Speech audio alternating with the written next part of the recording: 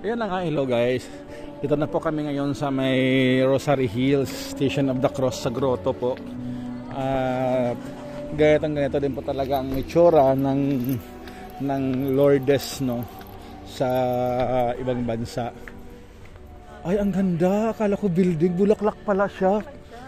Ang ganda, oh. Ay, Diyos ko po, tabi-tabi po. Ay, ang ganda. Akala ko building siya, padir kanina doon. Bulaklak pala siya. No? Anong bulaklak yan? Ang ganda po ng bulaklak. Ay, kasi dito turn over na to sa linggo. Ang saya-saya naman. Tinan mo bagong pintura. Ay, ang ganda. Ay, tabi-tabi po.